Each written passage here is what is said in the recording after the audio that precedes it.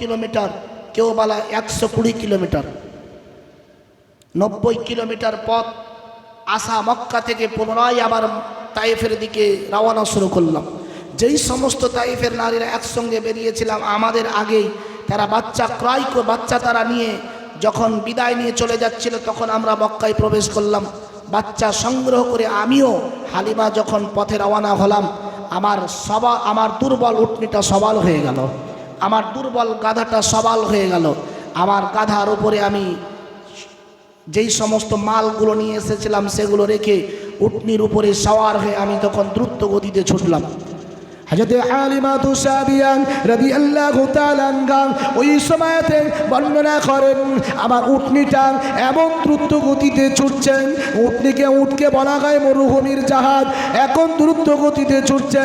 যে এই সমস্ত মহিলারা আমাদের আগে বাচ্চা সংগ্রহ করে নিয়ে তায়েফের উদ্দেশ্যে রওনা হয়েছিল, আমি হালিমা পিছনে পড়ে গিয়েছিলাম, কিন্তু আমার উটনিটা এমন দ্রুত গতিতে ছুটতে লাগলো, ওই সমস্ত মহিলাকে ওভারটেক করে যখন সামনে এগিয়ে যাচ্ছিল, তখন মহিলারা জিজ্ঞাসা করেছিল, হালিমা তুমি কি নতুন উট ক্রয় করলে, মক্কায় গিয়ে নতুন উট কি কিনে নিলে? হালিমা বলেছিল, না না, আমি নতুন উট ক্রয় করিনি, আমি যেই উটের উপরে সওয়ার হয়ে এসেছিলাম সেই উটনির উপরে সওয়ার হয়ে আছি।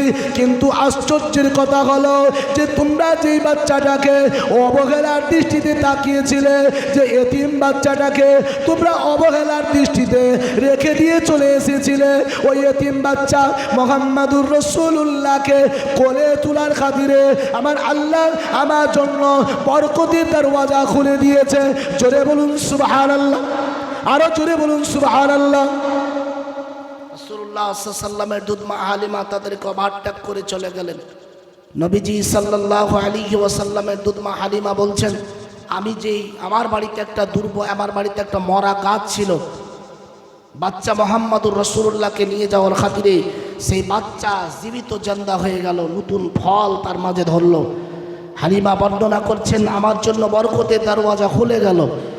আমার মেষ ছাগল ভেড়াগুলো যখন আমার বাচ্চারা মাঠে ময়দানে নিয়ে যায়, মরুভূমির বালিতে কোথা থেকে যেন নতুন ঘাস গেজিয়ে যায়, আমার বাচ্চারা নিজের ছাগলদেরকে পেট পূর্ণ আহার করে বাড়ি ফিরে নিয়ে আসে। কিন্তু প্রতিবেশী যারা আছে, সেই সমস্ত প্রতিবেশী ছাগল মেষগুলো ভেড়াগুলো দম্বাগুলো, তাদের বাচ্চারা কিন্তু খাবার পায় না। নবীজি সাল্লাল্লাহু আলাইহি সাল্লামের দুধমা হযরত হালিমা সাদিয়া বলছেন, কি বর্ণনা করব রাসূলুল্লাহ সাল্লাল্লাহু আলাইহি সাল্লামের বরকতের কথা। আমি হালিমার জন্য যেন বরকতের দরওয়াজা আল্লাহ খুলে দিল।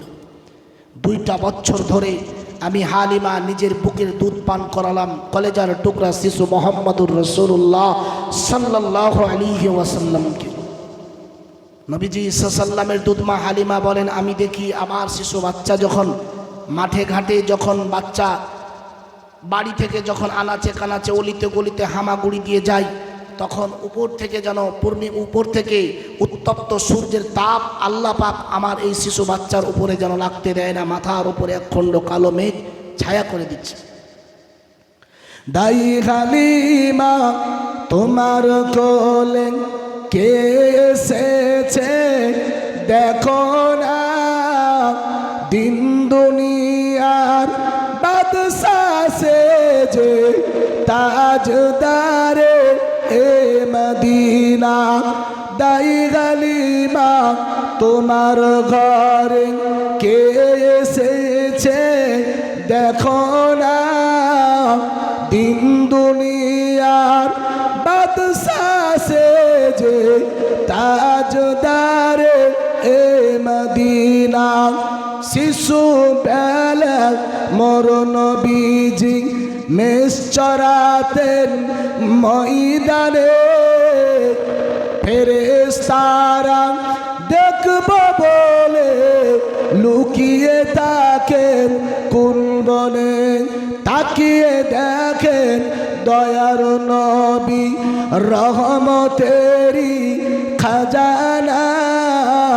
দিন দুনিয়ার বাদশা সেজে তাজদারে মদিনা।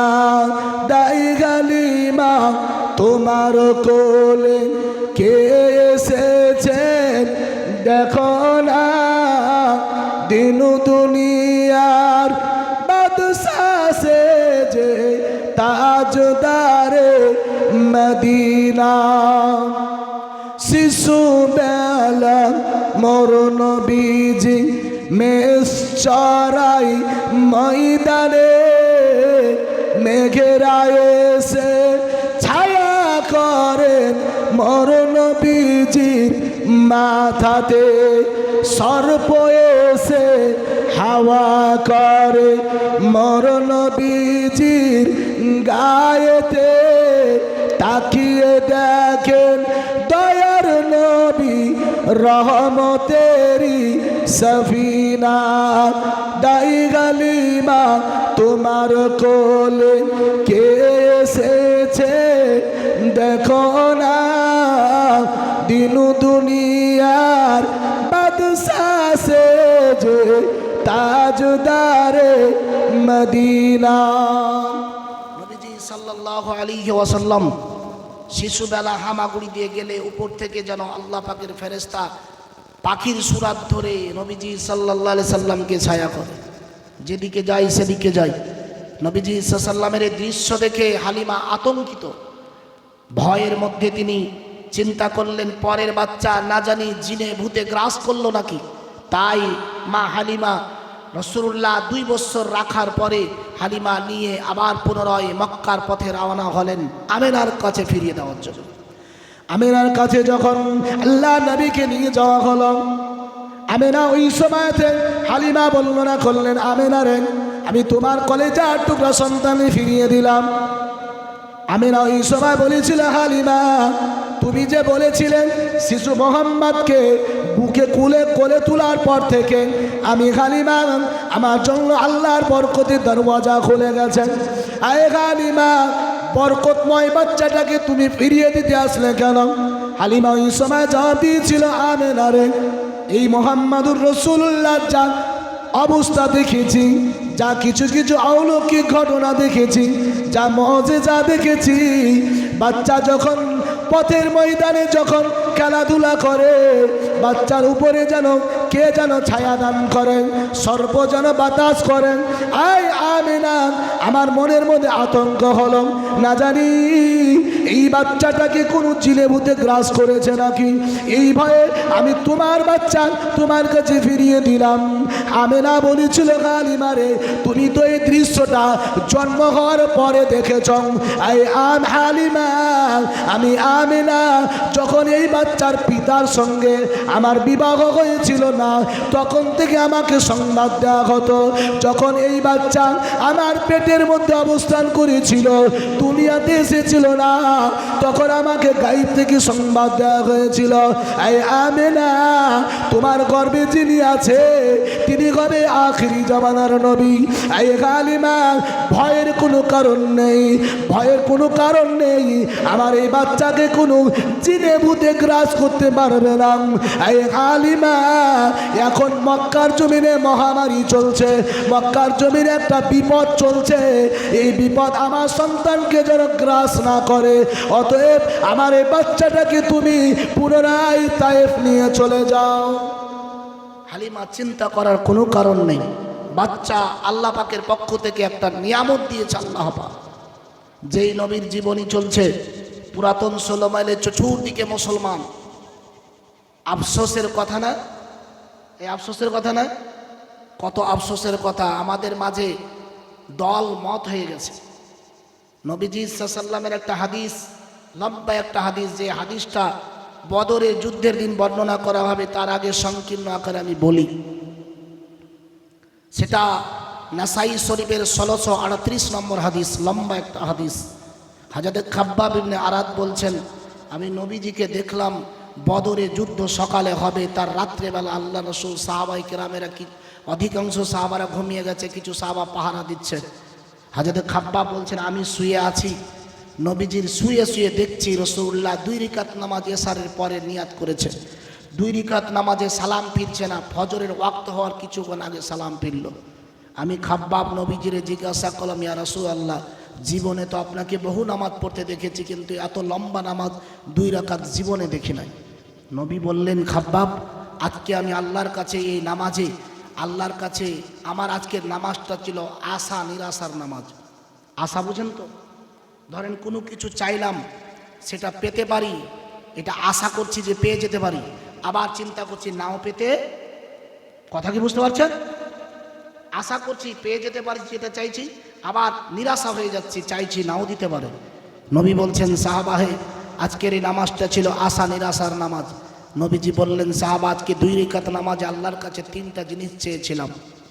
আমি চিন্তা করছি 3 জিনিসের মধ্যে আল্লাহ 3টেই দোয়া কবুল করে নাকি, আবার চিন্তা করছি দোয়াগুলো কবুল হয় নাকি। নবীজি সাল্লাল্লাহু সাহাবা হাজরত খাব্বা বলছেন নবী হে কি হলো 2 রাকাত নামাজে 3 দোয়ার অবস্থা? বলে সাহাবা 2টি দোয়া কবুল হলো, 1টি দোয়া আমি নবীর কবুল হলো না। 3টি দোয়া করেছিলাম আল্লাহর কাছে, 2টি কবুল হলো, 1টি দোয়া। এই মরা মানুষ আপনারা বসে আছেন না জিন্দা মানুষ?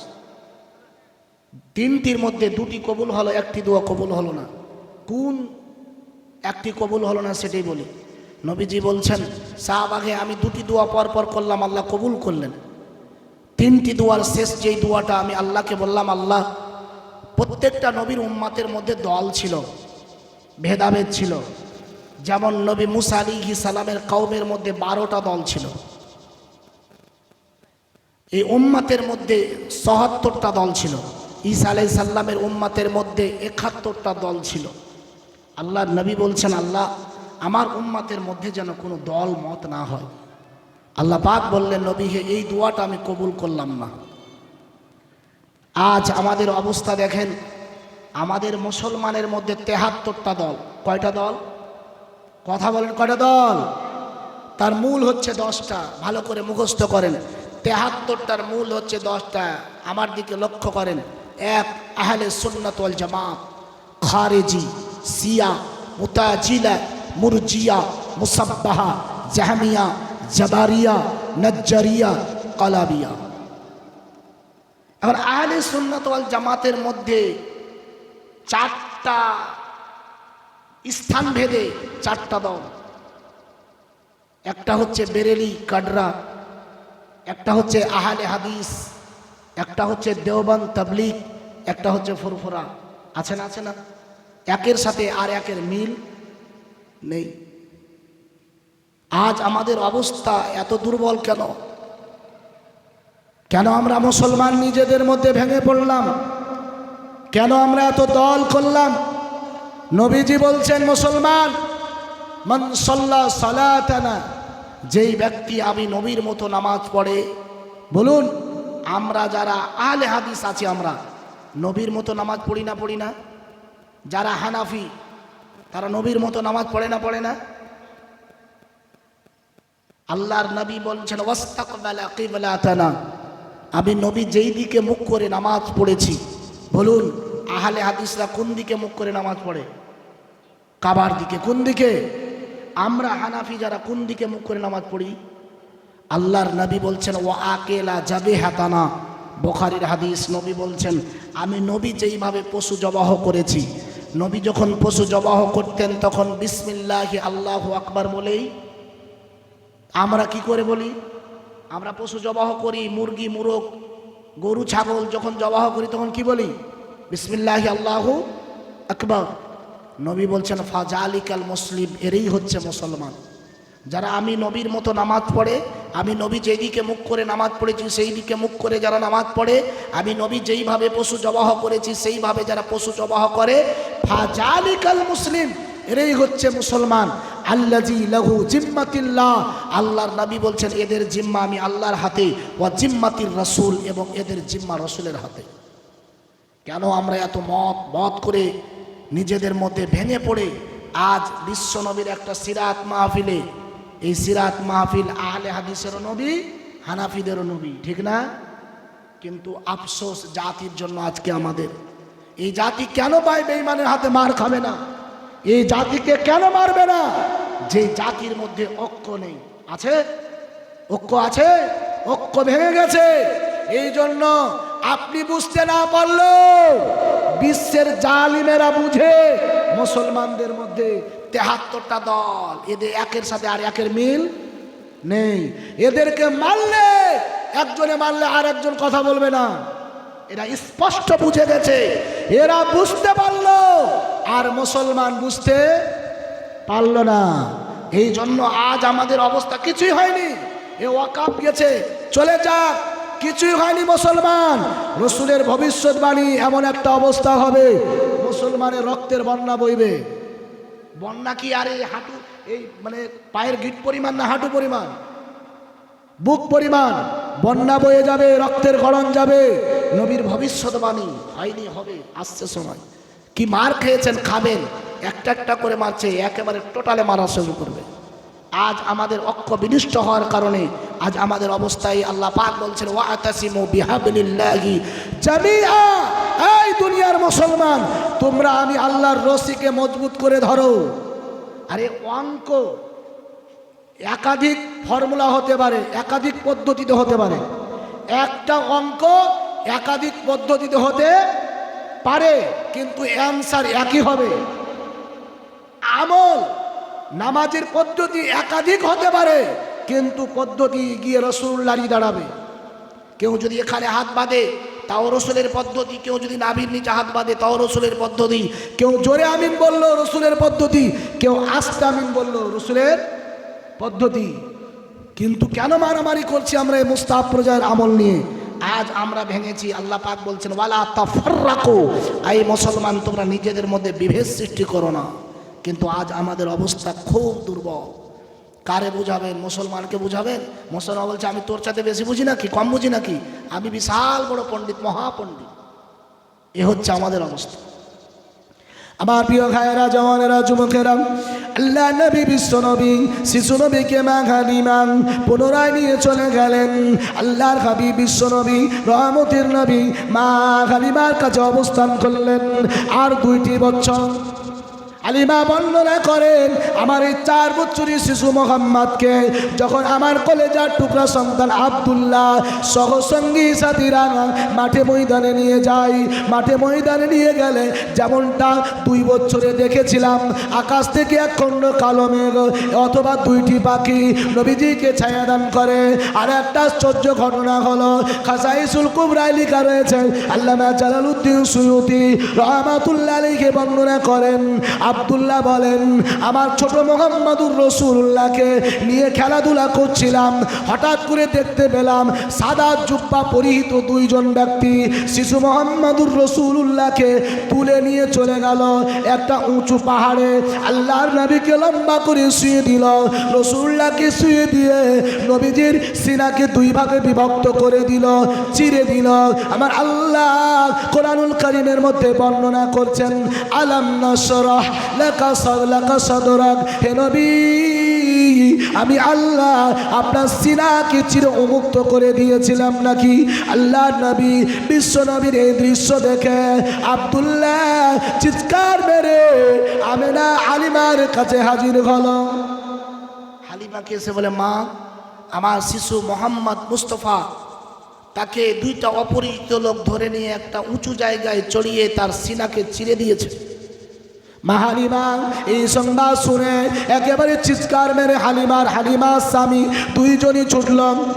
আল্লাহ নবী বিশ্ব নবীর কাছে গিয়ে দেখে নবীজি একটা বিভীষিকাময় চেহারা নিয়ে, মনে দুঃখ একটা মলিন চেহারা নিয়ে আল্লাহ নবী পাহাড়ের উপরে দাঁড়িয়ে আছেন।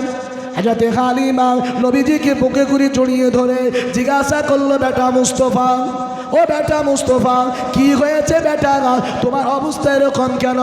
হালিমার কাছে আল্লাহ নবী বর্ণনা করেন, ও মা দুধ মা হালিমা, আমাকে 2 জন অপরিচিত লোক আমার ভাইয়ের সঙ্গে খেলাধুলা করছিলাম, ধরে নিয়ে গিয়ে আমাকে একটা জমিনে শুয়ে দিল, শুয়ে দিয়ে আমার সিনাকে চিরে দিল।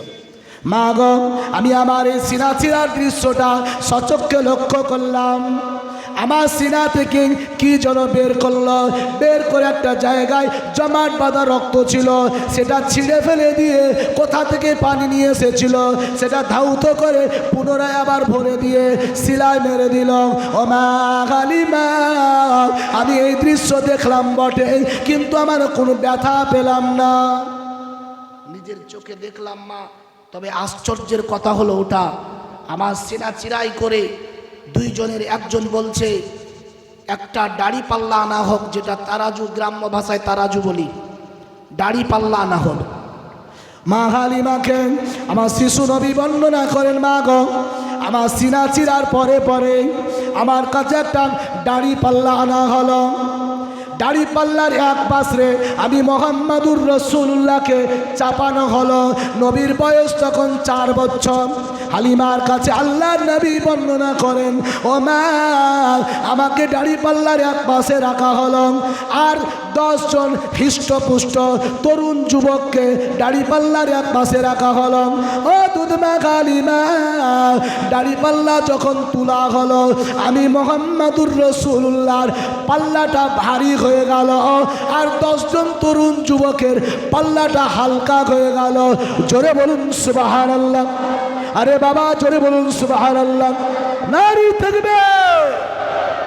হালিমাকে নবীজি বলেন, মা গো একে অপরে আলোচনা করছেন, না না না না 10 জনকে দিয়ে হবে না, দাড়ি পাল্লার এক পাশে 100 জন রাখা হোক।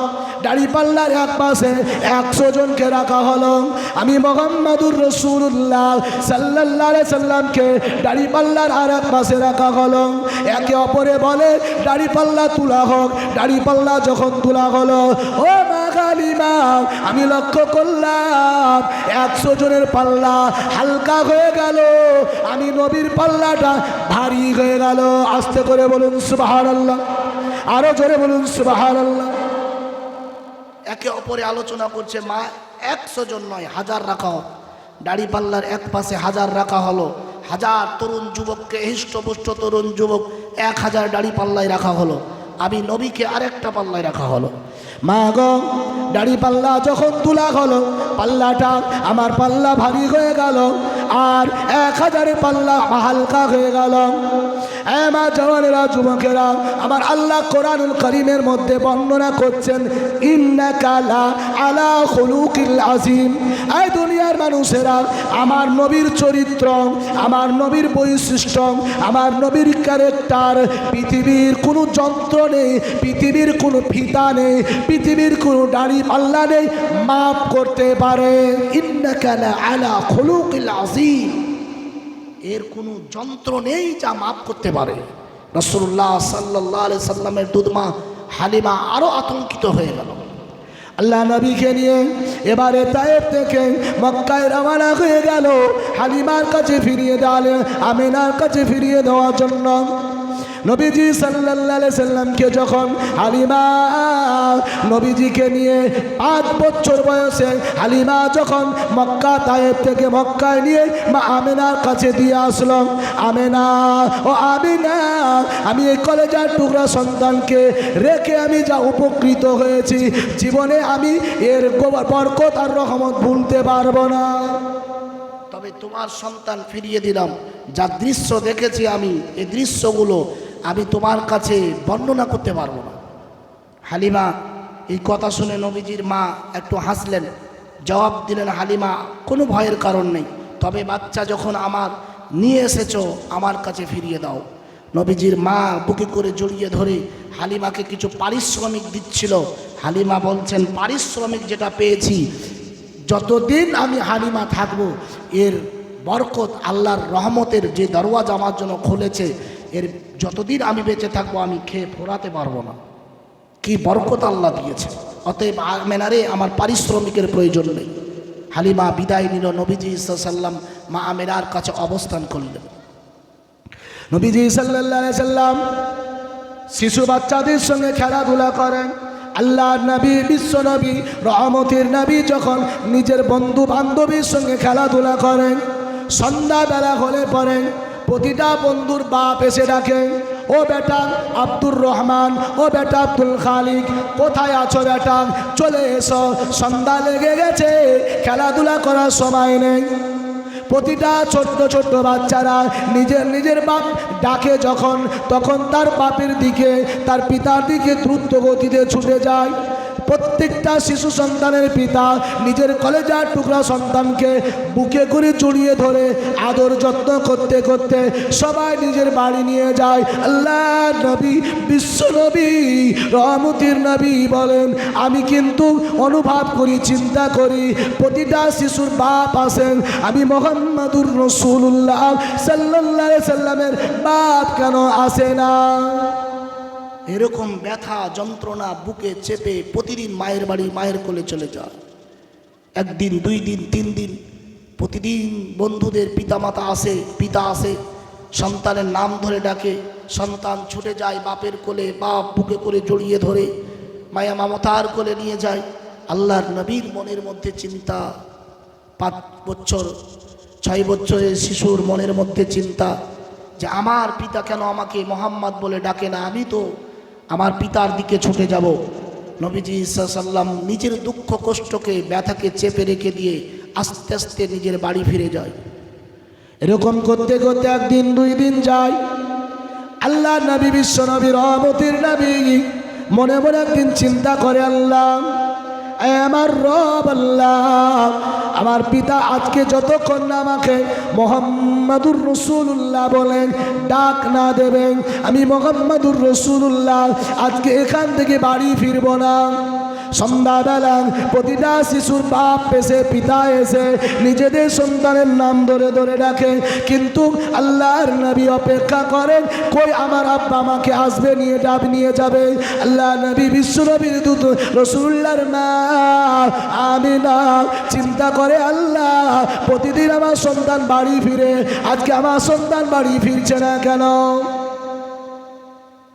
নবীজি সাল্লাল্লাহু আলাইহি সাল্লামের দুধমা, নবীজি সাল্লামের মা আমেনা চিন্তা করে, আল্লাহ, প্রতিদিন আমার সন্তান বাড়ি ফিরে, আজ ফিরে না কেন?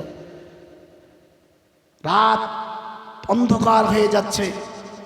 মা আমেনা আস্তে আস্তে রাসূলুল্লাহ সাল্লাম যেই জায়গায় খেলাধুলা করে সেখানে গিয়ে দেখেন আল্লাহর নবী একটা উঁচু জায়গায় বসে বসে রাসূলুল্লাহ সাল্লাম ডুকরে ডুকরে কাঁদছে। হযরতে আমেনা আল্লাহ নবীর কাছে গিয়ে নবীজি সাল্লামের মা আমেনা বলল, বেটা মুস্তাফা, ও বেটা মুস্তাফা, কি হয়েছে বেটা, কাঁদো কেন? কে তোমাকে কোনো কথা বলেছে নাকি? কেউ তোমাকে কটূক্তি করেছে নাকি? কেউ তোমাকে কোনো বড় কথা বলেছে নাকি? লা নবী, শিশু নবী কোনো কথা বলে না। নবীজি সাল্লাল্লাহু আলাইহি সাল্লামের মা আমেনা আল্লাহ নবীকে বুকে করে জড়িয়ে ধরে আছেন। নবীজি সাল্লাল্লাহু আলাইহি সাল্লাম মা আমেনার একটা কাঁধের উপরে ঘাড় রেখে দিয়ে, মাথা রেখে দিয়ে আল্লাহ নবী ডুকরে ডুকরে কাঁদেন। মা আমেনা বলেন, ও বেটা মুস্তাফা, কি হয়েছে রে বেটা, কেউ কি কোনো কথা বললো নাকি? আমি মা তোমার দিক থেকে প্রতিশোধ নেব। নবী আমার কোনো কথা বলে না, শুধুই কেঁদে যাই। আল্লাহ নবীর মা আমেনার বুঝতে দেরি হলো না, আমার কলেজার টুকরা সন্তান কেনই বাজকে কাঁদে, কোন কারণে কাঁদে, আমার সন্তানের পিতার কথা কি মনে পড়ে গেছে? মা আমেনা ওই সময় বারবার জিজ্ঞাসা করে। এক পর্যায়ে শিশু নবী মুহাম্মাদুর রাসূলুল্লাহ সাল্লাল্লাহু আলাইহি সাল্লাম বলেছিল, এই মা আমেনা, আমার কি পিতা নাই মা? প্রতিটা বন্ধুর পিতা এসে সন্ধ্যাবেলা ডাকাডাকি করে, বন্ধুরা পিতার কোলে ঝাঁপিয়ে পড়ে, এই মা আমেনা, আমার কি পিতা নেই মা? আমাকে কেন মুহাম্মদ বলে ডাকে না? কথা বলার সঙ্গে সঙ্গে মা আমেনার জবান বন্ধ হয়ে গেল। স্বামীহারা একজন ব্যক্তির অবস্থা কেমন হয়? মা আমেনা বলছেন, আমি আর উত্তর দিতে পারছি না, কি বলে আমি আমার সন্তানকে সান্ত্বনা দেব? রাসূলুল্লাহ সাল্লাল্লাহু আলাইহি সাল্লামকে আমার আল্লাহ পাক বলছেন, হে নবী, আপনাকে আমি এমন একটা সময় পেয়েছিলাম যখন আপনার বাপ ছিল না। আল্লাহ পাক বলছেন, আলাম ইয়াজিদকা ইয়াতীমান ফাআওয়া, হে নবী, আমি আল্লাহ কি আপনাকে এতিম অবস্থা পাইনি? যখন আপনার বাপ ছিল না তখন আমি আল্লাহ পাক আপনার মায়ের প্রতি মায়া মমতা মহব্বত ভালোবাসা পয়দা করি। আমি আল্লাহ পাক স্নেহের কোলে, মায়া মমতার কোলে, মায়ের কোলে তোমাকে লালন পালন করিয়েছি। নবীজি সাল্লাল্লাহু আলাইহি সাল্লাম মা আমেনা যখনই কথা বললেন, আমেনার তখন কথা বন্ধ হয়ে গেল। কি জবাব দেবে সন্তানকে? কিছুক্ষণ পরে রাসূলুল্লাহ জিজ্ঞাসা করে, মা গো, কি এমন অপরাধমূলক কথা বললাম মা, যার কারণে আমার মা কান্নায় ভেঙে পড়ল? মা আমেনা বলে, বেটা মুস্তফা রে, ও বেটা মুস্তফা, তোমার পিতা আছে বেটা, তবে এমন একটা জায়গায় আছে যেখান থেকে তোমাকে ডাক দিতে পারবে না। ও বেটা মুস্তফা, আগামীকালকে তুমি খেলাধুলা করতে আসবে, আমি মা তোমাকে নাম ধরে ডাকবো, তুমি আমার কোলে এসে ঝাঁপিয়ে পড়বে, আমি মা তোমার বুকে কোলে জড়িয়ে ধরে তোমাকে স্নেহের কোলে, মায়া মমতার কোলে আদর করতে করতে বাড়ি নিয়ে যাব। শিশু নবী মুহাম্মদুর রাসূলুল্লাহ বলেছিল, মা গো, কোথায় আছে আমার পিতা? আমি যতক্ষণ পর্যন্ত আমার পিতাকে না দেখেছি, আমার পিতা আমাকে যতক্ষণ না মুহাম্মদ বলে না ডেকেছে, আমি মুহাম্মদুর রাসূলুল্লাহ অতক্ষণ পর্যন্ত সন্তুষ্ট নই। কোথায় আছে মা আমার পিতা? চলো নিয়ে। নবীজি সাল্লাল্লাহু আলাইহি ওয়াসাল্লামের মা বলে, বেটারে, এমন একটা জায়গা আছে যেখান থেকে তোমাকে ডাকতে পারবে না। আল্লাহর নবী, বিশ্ব নবী শোনে না। ওই সময়তে রাসূলুল্লাহ সাল্লাল্লাহু আলাইহি ওয়াসাল্লামের দাদু আব্দুল মুতালিবের কাছে আমেনা হাজির হলো। আমার পিতা, আপনি অনুমতি যদি দেন, আপনার পোতাকে নিয়ে একটু তার পিতার কবরটা জিয়ারত করে আসবো। আল্লাহ নবী দাদু আব্দুল মুতালিব বলে, আই মা, আই আমেনা, দেরি করবে না মা, বিলম্ব করবে না, তড়ি ঘড়ি সেখান থেকে ফিরে আসবে। আমেনা ওই সময়তে উম্মে ঈমানকে সঙ্গে করে নিল। একটা উটের পিঠের উপরে তিনজন চড়ে রাসূলুল্লাহকে নিয়ে মক্কা থেকে মদিনা 350-400 কিলোমিটারের পথ অতিক্রম করে আল্লাহ নবীকে নিয়ে গিয়ে মদিনা যখন অবস্থান করল, আমেনা বলল, বেটা মুস্তফা রে, ও বেটা মুস্তফা, আমার শারীরিক অবস্থা বড় দুর্বল, বেটা আমার শরীরটা অচল, অসুস্থ হয়ে গেছে। ও বেটা মুস্তফা, এটা হলো তোমার নানির দেশ, যদি এই দেশে একটু তোমার নানির বাড়িতে গিয়ে একটু আরাম করতাম, আমার শরীরটা যদি সুস্থ হতো, তবে তোমার পিতার কাছে নিয়ে যেতাম। আল্লাহ নবী বলল, মা গো, আমি তো নানির বাড়ি বেড়াতে আসিনি, আমি এসেছি আমার পিতা কোথায়? পিতার কাছে এসেছি মা, নানির বাড়ি আমি আসিনি, আমাকে নিয়ে চলো। আল্লাহ নবী বিশ্বনবী রহমতের নবীকে হযরতে আমেনা আবুয়া নামক স্থানে, যেইখানে রাসূলুল্লাহর পিতাকে কবরস্থ করা হয়েছে, ওই জায়গায় নিয়ে গিয়ে আল্লাহ নবীর মা আমেনা ওই সময় বলেছিল, বেটা মুস্তফা, আমার শরীর একেবারে অচল রে বেটা, আমি বসে থাকতেও পারি না, দাঁড়াতেও পারি না। বেটা, একটা গাছে আমি হেলান দিয়ে শুয়ে থাকলাম, তুমি ওই যে বাবলা গাছের নিচেতে ইট পাটকেল দিয়ে পাথর দিয়ে যে উঁচু করে একটা ঢিপ আছে, সেই জায়গাতেই তোমার পিতা শুয়ে আছে, যাও তোমার পিতার সঙ্গে দেখা করে এসো। নবীজি বললেন, মা আমেনা বললেন, মা বেটা, আমি একেবারে অচল, বসে থাকতে পারছি না, একেবারে ভর ছাড়া, তো আমি বাবলার গাছে একটু হেলান দিয়ে শুয়ে গেলাম, বেটা তুমি দেরি করবে না, জিয়ারত করে তাড়াতাড়ি আসবে। এতিমকারে বলে রাসূলুল্লাহ সাল্লাল্লাহু আলাইহি ওয়াসাল্লাম মা আমেনা বাবলার গাছের হেলান দিয়ে শুয়ে আছেন। আল্লাহ নবী শিশু নবী মুহাম্মদুর রাসূলুল্লাহ পিতার কবরের দিকে ছুটল। আল্লাহ নবী পিতার কবরের কাছে দাঁড়িয়ে নবীজি ডাক দিয়ে বলেন, হে আমার পিতা, তোমার সন্তান মুহাম্মদ এসেছে, একবার গলে পড়ো, মুহাম্মদ বলে ডাকো, আমাকে একটু বুকে করে জড়িয়ে ধরো। আল্লাহ নবী শিশু নবী মুহাম্মদুর রাসূলুল্লাহ বারবার পিতাকে যেমন এই কথা বলে, কোনো শব্দ আসে না, কোনো আওয়াজ আসে না। আল্লাহ নবী এক পর্যায়ে পিতার কবরের উপরে বুক পাড়া দিয়ে পড়ে গেল। নবীজি বলেন, আমার পিতা, আমি তোমার কলিজার টুকরা সন্তান মুহাম্মদুর রাসূলুল্লাহ এসেছি। ও আমার পিতা, আমাকে একবার মুহাম্মদ বলে ডাকো, বুকে করে জড়িয়ে ধরো, কোনো শব্দ আসে না। আল্লাহ নবী পিতার কবরের কাছে বসে বসে রাসূলুল্লাহ একেবারে কাঁদতে কাঁদতে কবরটা শীতল করে দিল, কোনো শব্দ আসে না। হঠাৎ নবীজির মনে পড়ে গেল, আমি আমার অসুস্থ মাকে রেখে এসেছি। কবর থেকে উঁচু হয়ে দেখছে মা বাবলার গাছের হেলান দেওয়া ছিল, পড়ে গেছে জমিনে। আল্লাহ নবী বিশ্বনবী শিশু নবী দ্রুত গতিতে ছুটলেন। রাসূলুল্লাহ সাল্লাল্লাহু আলাইহি সাল্লামের মা লম্বা হয়ে গেছে, পাশে উম্মে ঈমান বসে বসে আল্লাহ নবীর মা আমেনার কাছে ডুকরে ডুকরে কাঁদে।